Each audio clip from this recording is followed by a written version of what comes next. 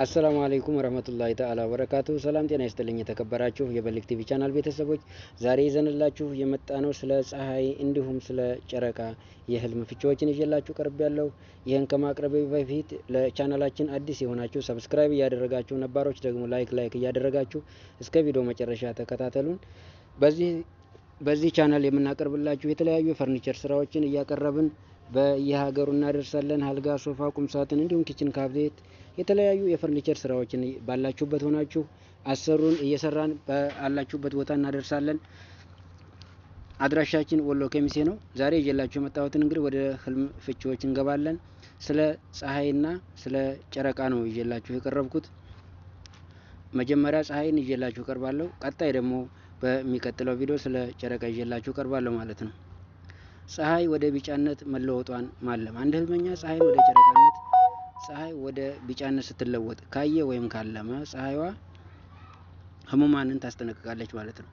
ያ ሰውዬ ሊያመው ወይም ደግሞ በሱ አቅራቢያ ያሉትን ሰዎች ህመም ሊያማቸው ወይም ደግሞ ህመም ነክ ነገሮች ወደ እነሱ ይከሰታል የሚለውን ያመለክታል ማለት ነው። ሁለተኛ ፀሐይ ወደ ጥቁርነት መለወጧን ማለም። ፀሐይ ወደ ጥቁርነት መለወጧን ካለመ አንድ ህልመኛ እጦትን፣ ችግርን ያሳስበዋል ማለት ነው። ሶስተኛ ላይ የምናየው ፀሐይ ከተለመደው ሰዓት ውጪ መውጣቷን ያለመ። በህልሙ ከተለመደው ሰዓት ውጪ መውጣቷን ካለመ በመላው ሀገሪቱ ክፍሎች ጸረ መንግስት ወይም አመጽ የሚቀሰቀስበት መሆኑን ያመለክታል ማለት ነው። አራተኛ ደረጃ የምናገኘው ፀሐይ ከጠለቀች በኋላ መፍለቋን ማለም። ፀሐይ ከጠለቀች በኋላ መፈለግ፣ እሷን መጠባበቅ ማለም። ይህ ማለት ደግሞ ህልመኛው ከዚህ በፊት የታሰበለትን እና የታሰበበትን ክፉ ነገሮችን ወይም ደግ ነገሮችን ገላጭ ነው ማለት ነው። በአምስተኛ ደረጃ የምናያቸው ፀሐይ ሁለት ቦታ ስትከፈል ያለመ። ይህ ማለት ሹመት ወይም ግዛቱን ይነጠቃል እንደማለት ነው። አንድ ህልመኛ ፀሐይ ስትከፈል ወይም ስትገመስ ካየ በህልሙ ሹመቱን ወይም ደግሞ ያለውን ስልጣን እንደሚቀማ ያበስረዋል ማለት ነው። ስድስተኛ ደረጃ የምናገኘው ፀሐይን ከአትኩሮት መመልከት ማለም። ፀሐይን አትኩሮ ወይም ደግሞ ፊት ለፊት ሆኖ ማለም። ይህ ካለመ ደግሞ ሰውየው ስልጣን ወይም ግዛቱን ማግኘቱን ወይም ደግሞ በአካባቢው ኗሪነት ላይ ወይም ደግሞ የሚኖርበት አካባቢ ላይ ስልጣን ወይም ንግስና ማግኘቱን ያመለክታል ማለት ነው። ሰባተኛ የምናገኘው ለመንገደኛ ሰው እጅግ ብሩህ የሆነችን ፀሐይ ማለሙ። ይህ ማለት አንድ ህልመኛ ይህም በህልሙ ከተመለከተ በሰላም ወደ ቤተሰቡ እንደሚመለስ ወይም ጉዞተኛ ከሆነ እንደማለት ነው። ወይም ከዋለበት አካባቢ ወደ ቤተሰቡ በሰላም እንደሚመለስ ይበሰራል ማለት ነው፣ ከዋለበት ቦታ ለማለት ነው። በስምንተኛ ደረጃ የምናገኘው ከምስራቅ የወጣች ፀሐይ በድምቀት በስተ ምዕራብ ስትጠልቅ ማለም። ከምስራቅ የወጣች ፀሐይ ባለ ድምቀት ወይም በስተ ምዕራብ መጥለቋን መታለሙ ህልመኛው እየኖረበት ያለው ምድር መባረኩን ያበስረዋል ማለት ነው። በዘጠነኛ ደረጃ የምናገኘው ፀሐይ መዋጥን ማለም።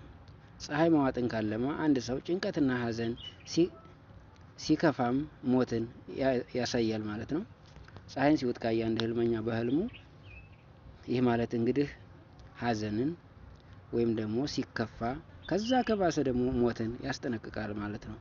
11ኛ ፀሐይ ከምዕራብ መውጣቷን ማለም።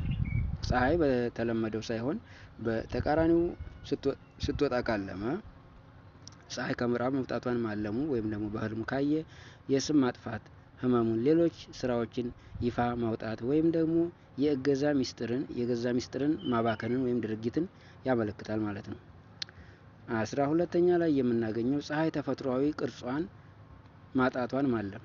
ፀሐይ ተፈጥሯዊ ቅርጿን አጥታ ካለመ አንድ ሰውዬ በህልሙ በአንድ ሀገር ላይ ሊደርስ የሚችልን አንዳች መጥፎ ክስተት ያስጠነቅቃል ማለት ነው። 13ኛ ላይ የምናገኘው ከፀሐይ ስር መቀመጡን ያለመ።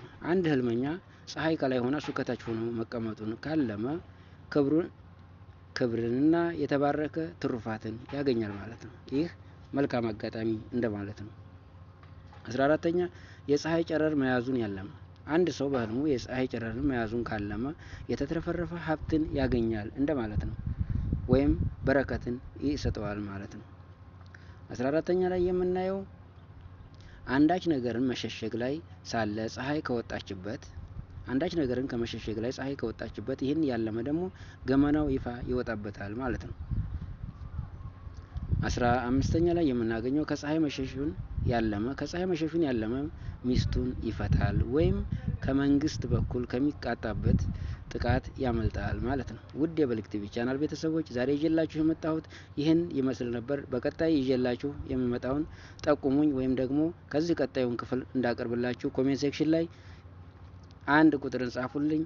አሰላሙ አለይኩም ወራህመቱላሂ ተዓላ ወበረካቱ።